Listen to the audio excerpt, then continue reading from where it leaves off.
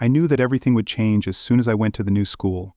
I was born and raised in Philadelphia, and moving an hour away from the city definitely required some adjustment. By adjustment, I meant that I had to learn to live with it. At my father's request and my mother's insistence, I kept myself in check and stayed out of trouble. The population, to say the least, was diverse. There were a few African American, a few Hispanics, some Italians and Jews.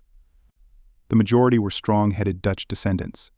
These weren't Amish or Mennonites, just German Lutherans who dominated the area and everything in it. It was a real melting pot, so I didn't have much trouble adapting. Though I missed my friends from Philadelphia after finishing school, I stayed in the area mainly to be close to my family. I still regularly visited my old neighborhood and kept close ties with my old friends. I got my first job as a truck driver delivering heating oil. After a few years, I was working inside the company handling dispatch and orders. I developed a knack for business and could easily see myself owning a similar operation. In a few years, I didn't have trouble finding friends from the opposite sex, and my personal life turned out better than I expected. When I got married, my mother was a little disappointed that my new wife wasn't Italian, but she did her best to accept Marcy unconditionally. After having 2 children, Marcy insisted that I get a vasectomy. I didn't mind, and once the kids started school, Marcy wanted to return to work. My father never believed it was a good idea for a wife and mother to work. I'm not entirely sure of the logic behind it, but looking back, I realize it made some sense. It's not that I was against Marcy working, but I didn't like the fact that she was interacting with people she knew and grew up with. I liked some of her friends, but not all of them in school. She had participated in all kinds of student activities, and she really enjoyed them. I stayed away from those things and the people involved in them. I always felt they were a bunch of snobs who just sat around and fed each other's egos. I knew she had dated others before I met her, just as I had dated before we were together. We never really talked about what we had done in the past. It wasn't a rule or anything. It just happened that way. We had been married for about 10 years. When our relationship started to fall apart, Marcy worked in the claims department of a national insurance company. I began to worry when she started working overtime and on weekends. 6 months later, when a seminar came up, I realized I had to do something about it. Tony, I just don't understand what the problem is. It's only for 3 days. I've already spoken to your mom and she's agreed to watch the kids while I'm gone. You'll be home in the evenings. I know you can cook for yourself. I couldn't believe she had the nerve to ask me in the first place who's going to this seminar. She seemed to brighten up a little when I asked 6 girls from the department. Betty clanked from HR and Rodney. I smiled when she said his name. I was surprised she didn't realize that I knew all about her special lunches and evening meetings with her immediate supervisor, Rodney Foote. Rodney Foote. Rodney and Marcy had grown up together in school. He was one of those guys who participated in all the clubs and activities except sports. Do you take me for a fool, Marcy? I don't understand. What are you talking about? I've known about you and Rodney for 6 months now. If you think I'm going to let you go away with him for 3 days, you're out of your mind. Tony, what are you saying? Rodney is my boss. There's nothing between us. I would never even think of betraying you. You know that I glanced at the empty Budweiser can in my hand and slowly got up from the chair. On my way to the kitchen, I crushed the thin aluminum piece in my hand and tossed it into the trash. I missed, but I didn't bother picking it up. A new can hiss. As I opened it and sat back down, Marcy just sat there waiting for me to respond. You're the mother of my children, and as a mother, you're doing a good job. That's the only reason I haven't thrown you out. I spoke to my mom and explained everything to her. She said, I should stay firm and hope you would end this for the sake of the kids. If I leave you, the court will give you my kids. I can't let that happen. Did you tell your mother that I'm cheating on you? No, a woman from the church told her. I just didn't deny it when she confronted me. You can't be serious. I don't believe you. Why are you saying all of this? I took a big sip of my beer and smiled. Rodney lives at 321 David Drive. It's only 3 blocks from your office. You usually go there with your boss 3 times a week, and you stay there for almost 3 hours each time. What are you doing at his apartment for 3 hours after you explain that? Maybe you can tell me about the overtime you've been putting in at work. Did you know? The cleaning lady from your office also goes to church with my mother. Her eyes filled with tears and her lower lip trembled. As long as you don't publicly disgrace me or my family, I won't take any action. If that changes, all bets are off. You can leave or stay, but you will never take my boys from me." She was clearly upset when she jumped to her feet. "Damn you, Tony. I hate you, you spaghetti-eating bastard." With that, she ran out of the room crying. It was the first time she had cursed at me, and the first time she made a derogatory comment about my background. Her Dutch side had finally shown itself. We had 2 boys, Terry and Rick, who shared a room with a bunk bed. The 3rd bedroom was a guest room. From that day forward, I slept there. It was a rental house. We had saved over $60,000 for a down payment on our dream home, but my dream had turned into a farce. Nothing more was said about the seminar. Marcy stopped working overtime. She started bringing her own lunch to work. The atmosphere at home wasn't just cold. It was icy and uncomfortable. My mom didn't hear any more updates from her church friends. Everything seemed to settle down, but I felt uneasy. There was no intimacy during that time, but I knew I couldn't tolerate that situation for much longer. Against my better judgment, I agreed to accompany Marcy to her company's Christmas party. I didn't want to let her go alone and figured I could get through the evening quietly staying out of the way. It seemed like a solid plan, but it had its flaws. The company had rented a hall with a dance floor above buffet table and several open bars. I managed to have 3 beers throughout the evening without feeling the effects. By the time we arrived, the only available tables were near the higher-ups of the company. It was clear that all the employees were avoiding those spots. For the first hour, everything seemed fine. I noticed Rodney across the room, hanging out with some of his buddies. A few of the guys Marcy worked with asked her to dance, but Rodney stayed off to the side. I was glad I let her dance, as I had no desire to do so myself. I had just started drinking my 3rd beer when I noticed Marcy and Rodney exchanging glances. It was mostly nods and slight gestures, but something was definitely going on. I did my best to appear bored and indifferent, but I kept a close eye on them. My wife excused herself and went to the ladies' room. I quickly scanned the room and saw that Rodney was also gone. It was unbelievable. After everything we had discussed at home, it was beyond foolish for her to even attempt to meet up with him while I was in the same building. She could see him at work any time without anyone stopping her. I started to think that the only reason she might be doing this was to humiliate me, to make me look like a fool. Meeting Rodney during a work party would be a public insult. His friends, who were standing near one of the bars with wide grins on their faces, seemed to know something. Marcy glanced back to check if I was still in my place, then disappeared down the hallway leading to the restrooms.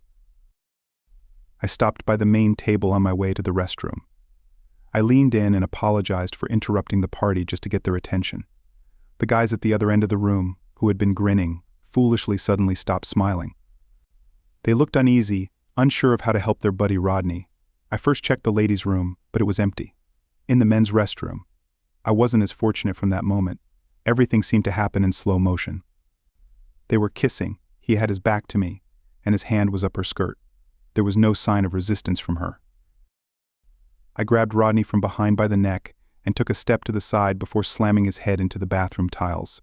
Something definitely broke. I heard my wife calling my name repeatedly, but I completely ignored her. I turned Rodney around and blood from his broken nose splattered on my shirt. He slumped but remained on his feet, so I landed a solid punch to his stomach. He collapsed, vomiting immediately. Marcy pulled up my jacket sleeve, trying in vain to stop me. It was silent in the main hall when I dragged Rodney out by his tie. I might have been choking him, but I didn't care. The band had stopped playing and everyone was watching as I dropped him to the floor. I looked around to see if anyone wanted to help him, but no one did. "Sorry for ruining your wonderful party. I'm leaving now, but I'll leave my wife here to entertain you. Take her home when you're done." Rodney was on all fours trying to get up. His face was a bloody mess. Marcy stood in the doorway, mouth open. It was hard to tell if she was upset about what I had done to her lover or about what I had just said to her co-workers. In truth, it didn't matter to me. I noticed that Rodney was standing right under the mistletoe and I couldn't help myself. Before leaving, I gave him a kick he would remember for a week. He immediately collapsed forward, hitting his face on the floor again. It must have hurt. No one said a word. I called my mom from the car and asked her to pick up the boys. Leaving town for a few days seemed like a good idea, and I didn't want to leave the kids with their mother. I was sure she wouldn't be able to take proper care of them. As I drove, I made plans without really knowing what I would do or where I would go. My boss didn't mind giving me a week off. By the time I got home, Mom and Dad were already there. After paying the babysitter, I helped the boys pack. My bag mostly contained socks and underwear, but I threw in a few shirts and pants just in case. Before leaving, I took the money box from the basement rafters. Banks were paying less than 1% on savings accounts, so I decided to keep the money at home. I know it's not wise to keep $62,000 in cash at home, but I guess that's something I inherited from my mom. She used to keep large stashes of supplies all around the kitchen. I was just turning off the lights when a taxi pulled up and Marcy got out. She came in and sat quietly on the couch. She looked more concerned than angry, more upset than scared. I told you there was only one rule: don't humiliate me or my family in public. You just couldn't resist. Could you? I waited a bit for her to start crying, then walked out the door. It was just after 9 when I hit the Schuylkill Expressway dam. The party hadn't lasted long, at least not for me. I decided I would spend a few days in Atlantic City before heading back home, but first I needed to see my old friend Sal.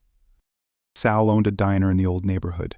It wasn't one of those flashy places you see in travel shows about Philadelphia, but more of a convenience for the locals. His main income came from other ventures that most of us either ignored or quietly participated in. He lived upstairs and worked in the back room. It felt like the old days after I explained my situation to him. He agreed to help me. "Tony, this is going to cost you 20 grand. Are you going to handle this yourself? Or should I set up an alibi for you? I've thought it through, no problem. Do you want things to get messy or stay quiet? Clean? No. Mess? Nothing. You're going to need to be away for a few days? Have you made any plans? No, I was thinking about heading to Atlantic City.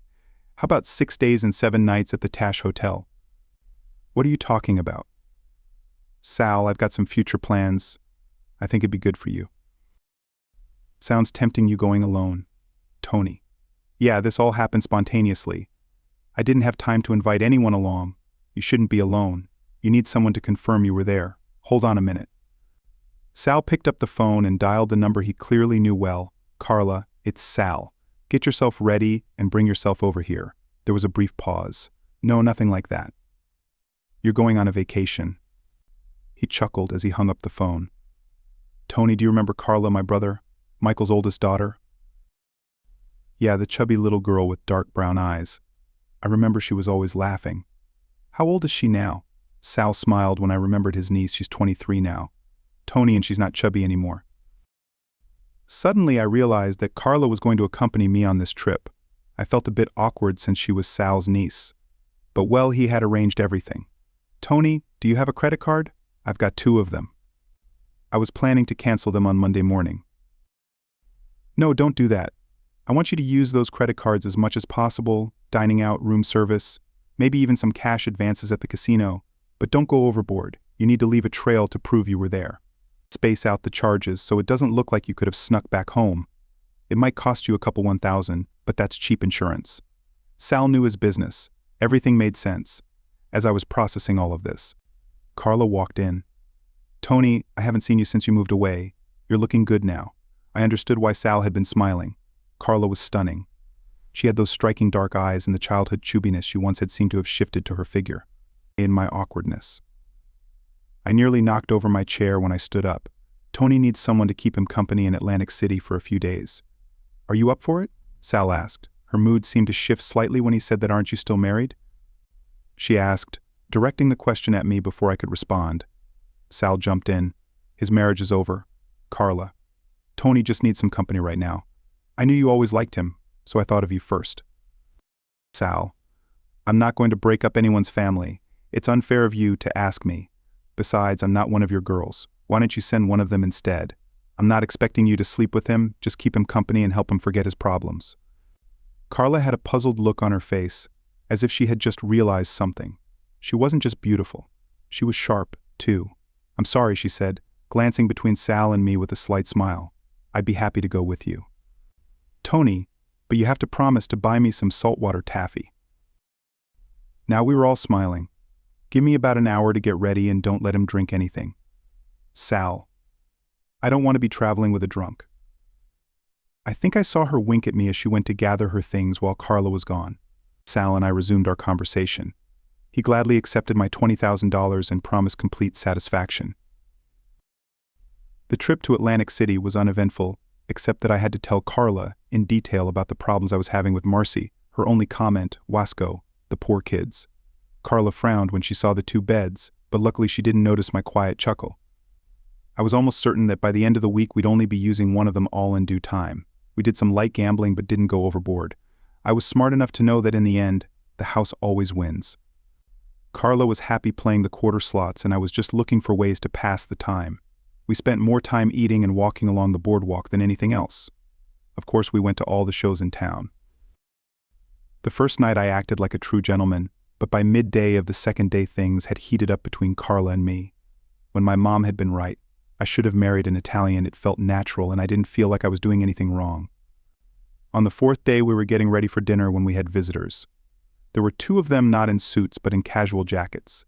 Tony Randa, I'm Ray Fritz, and this is my partner Rupert Mark. We're with a special crime unit from Berks County. Can we have a few minutes of your time? Harlan came out of the bathroom in her bri panties. She glanced at the 2 men, then walked over to the bed to grab her robe. She seemed a bit embarrassed but understood they were likely here to see me. Can you give me an idea of what this is about? I asked. We'd like to talk about your relationship with Rodney Foote. I didn't have a relationship with Rodney Foote. My wife did. For some reason they seemed a bit uncomfortable. Fritz did all the talking while Rupert was busy staring at Carla. We understand that Mr. Randa, we also understand you had an altercation with him last Friday at the company's Christmas party. Why are you asking? Is he pressing charges? No, he's gone missing and we were hoping you might help us find him. Gentlemen, before we go any further, I'd like to have someone from the Atlantic City Police Department present, and I don't mean someone in a blue suit. If you can't arrange that, I'll need a lawyer. My lawyer is from Reading. They didn't respond immediately. Carla, get dressed. We're going to dinner, sorry guys, but we have a reservation for 6 o'clock. The steaks at Safari are fantastic. I'll probably be back home this Friday. Do you want me to come in and talk to you? Then they looked a little stunned. Why do you think something happened to this guy? Maybe he just left town for a while, I asked. The taxi picked him up on Sunday morning when he checked out of General Hospital, and no one has seen him since. Carla finished getting dressed and I was putting on my jacket. Al, right, I've been here since Friday evening and the hotel staff can confirm that now, if you'll excuse us, we're off to have some steaks. Do you have any more questions? Yes, but they can wait until Friday. We'll expect you then. I simply nodded and gently showed them to the door. We all took the elevator down together without saying another word. When we reached the lobby, they spoke with the hotel security. While Carla and I went for a walk, Terry and Rick pounced on me. When I got home, the saltwater taffy made everything even sweeter. Marcy, on the other hand, was a bit distant. It was clear she had no idea what was expected of her. After the conversation with the police, I spent the rest of the day with the boys. That evening, I planned to talk to Marcy. The boys settled in front of the TV for the night, so I sat at the kitchen table waiting for Marcy to finish cleaning up. She seemed to take longer than usual, but I stayed where I was. Eventually she turned to me and sat down, resting her elbows on the plastic tabletop. What did you do to Rodney? Her tone wasn't angry or demanding, but she seemed genuinely concerned. She looked at me then toward the other end of the room, waiting for a response. I was in Atlantic City all week. I haven't seen Rodney since the party. You hurt him, I hope. So he spent 2 days in the hospital. You broke his jaw and his nose. He deserved it. She seemed to run out of questions.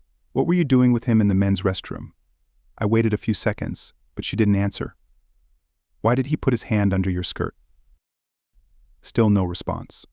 Marcy wrung her hands and stared at the tabletop. Why aren't you at work, and why are the kids home on a school day? I had to quit my job. I couldn't go back there again. I pulled the boys out of school because your mother said you might be home today. It was time for a confrontation. I told you there was only one rule. You can't do anything that would humiliate me or my family. A simple rule. Why did you feel the need to ruin everything? By breaking that agreement, you both felt you had to do something. Why the longer we sat, the more nervous Marcy became. I slammed my fist on the table. I asked why, damn it, answer me. I don't know why, it just happened.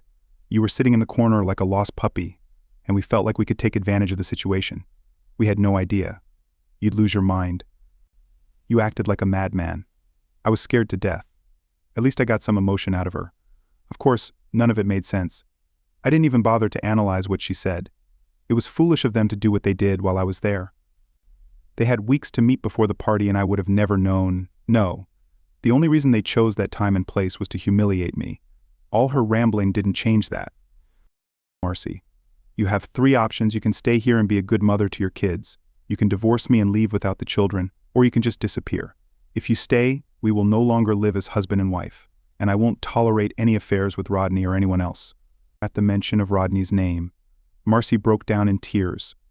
Before she could make a decision, she ran out of the room sobbing. I figured we'd finish this conversation tomorrow. Adjustments were made. I rented a small apartment a few blocks from the house. It was close enough for the boys to come over any time they wanted. Carla moved in with me. The police spoke to me a few more times, then stopped bothering me. Rodney Foote had been picked up by a taxi outside the hospital and no one had seen him since. His family offered a reward for any information, but nothing came of it. Every evening I had dinner with Marcy and the boys, and on weekends I spent as much time with my sons as possible.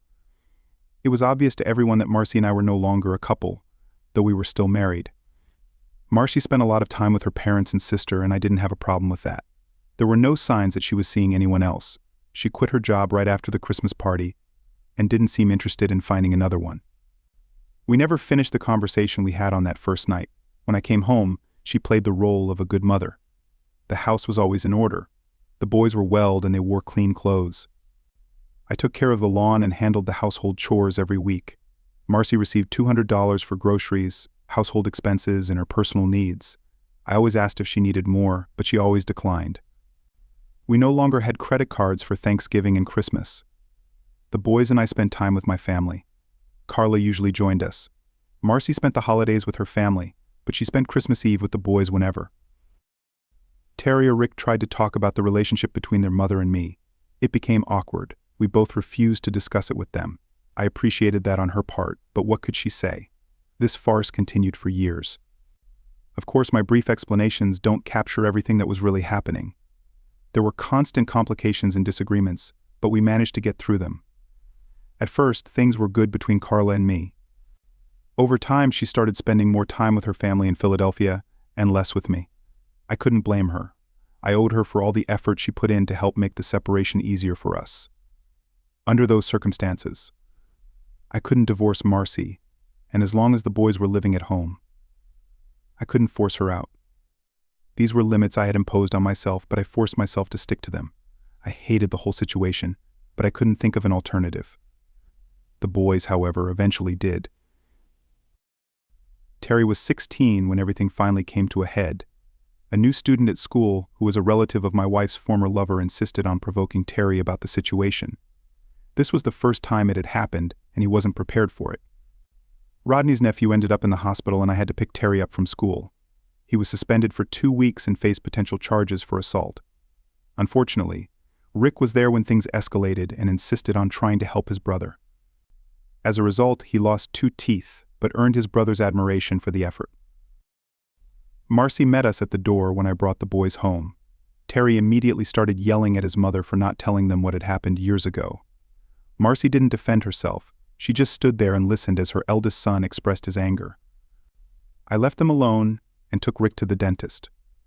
Rick didn't seem too upset about losing his teeth, but I wasn't thrilled about the upcoming dental expenses. When we got back home, Marcy was gone. Her car was still there, but that was it. Terry said. She just grabbed her purse and left.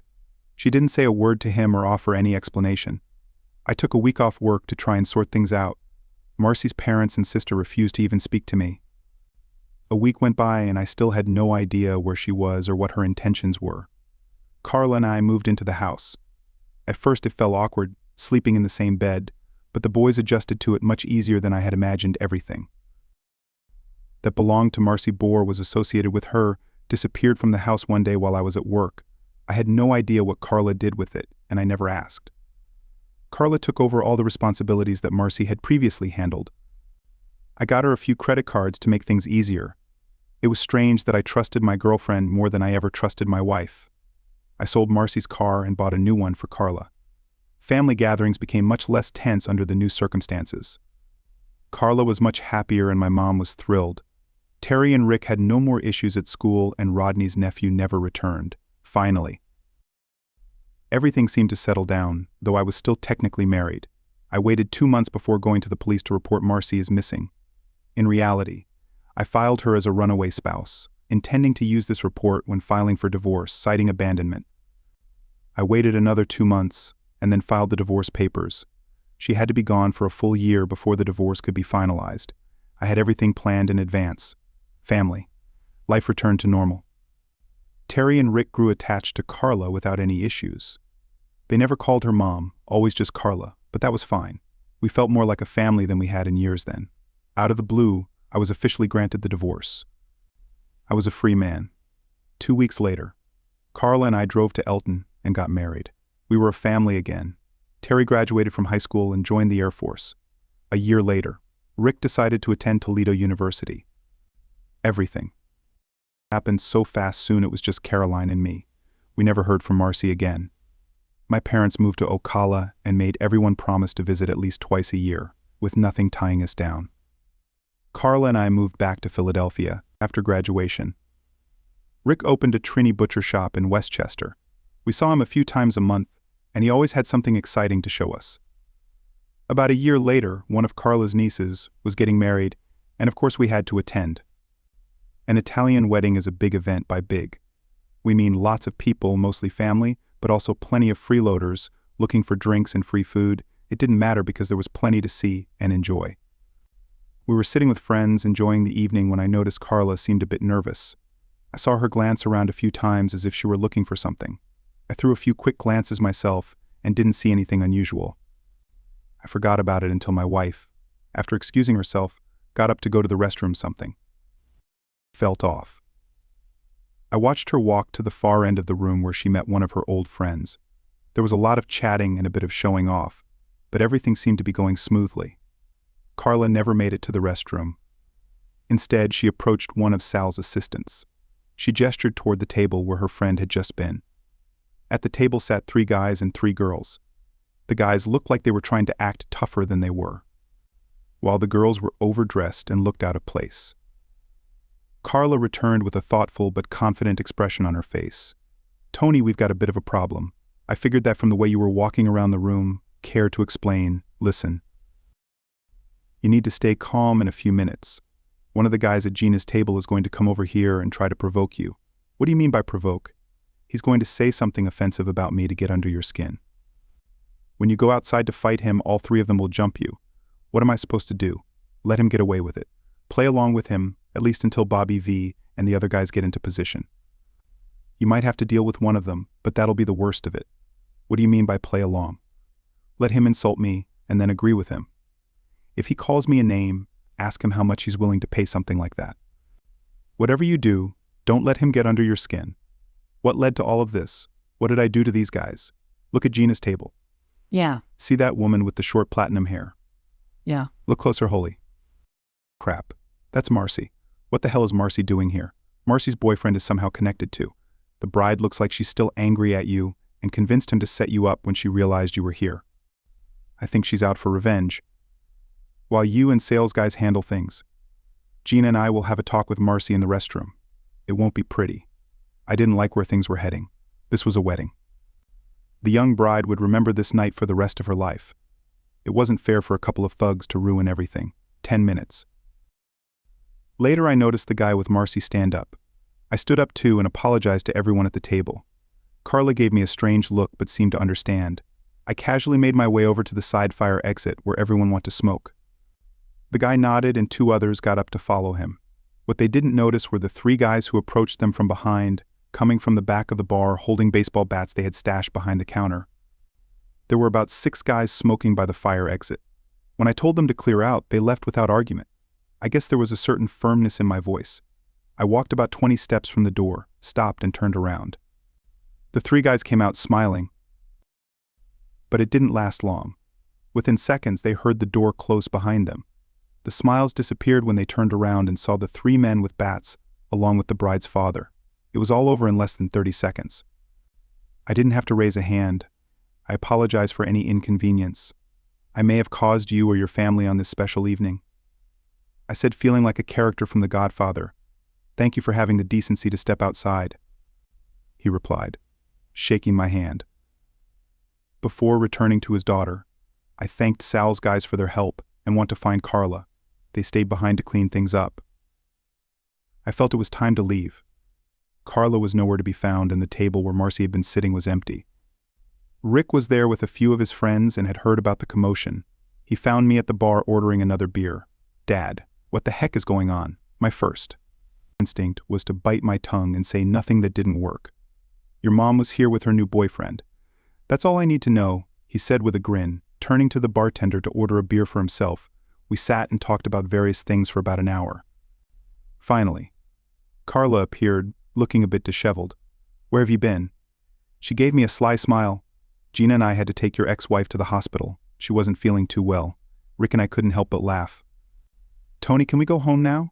It had been a long night, but it was a lot of fun. We never saw Marcy again. Carla and I are still together living in the old neighborhood. Life is good. Thank you for listening until the end. See you in the next episode of Cheating Secrets. Take care of yourself and your loved ones. Goodbye.